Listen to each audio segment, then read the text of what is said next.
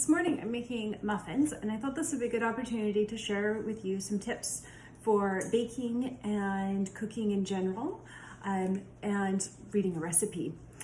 So when you get started with any recipe, you want to read the whole recipe through and ask yourself a couple of questions. Do I have all the ingredients, and do I have enough time to make this recipe?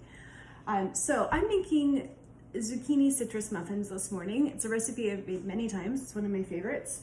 So I'm pretty familiar with the ingredients, but I just want to double check that I have everything. I've got flour, sugar, baking powder. Okay, we're good.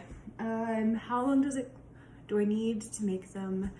They bake for about 20 minutes. However, that's not all the time I need, right? I need to think about how much time it's going to take me to prepare the ingredients, and preheat my oven. Maybe they need to cool. So give yourself lots of time when you're making a recipe and think about all those different elements. Is there something hidden in the recipe that's going to take a little longer? For example, my recipe calls for zucchini, and I know that. I've got my zucchini ready, picked it from the garden. However, I can't just put it in like this, right? I need to grate it. That's not part of the preparations in the recipe. It's something I need to do beforehand. So something to think about.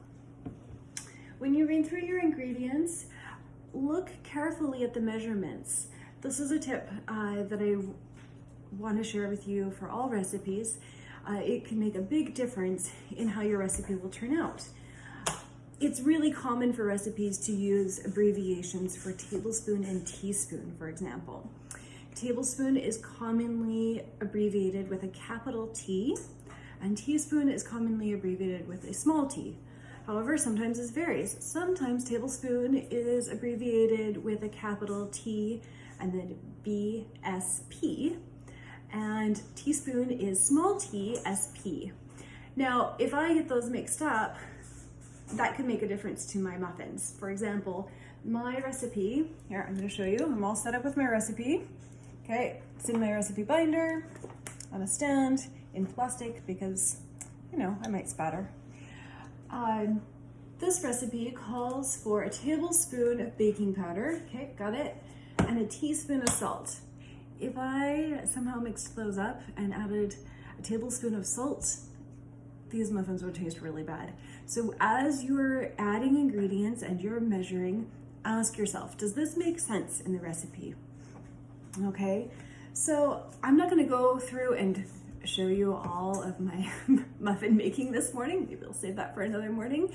But I want you to keep in mind a couple of things. Read through your entire recipe. Make sure you have your ingredients. If you don't have all the ingredients, ask yourself, can I substitute something and will it still turn out?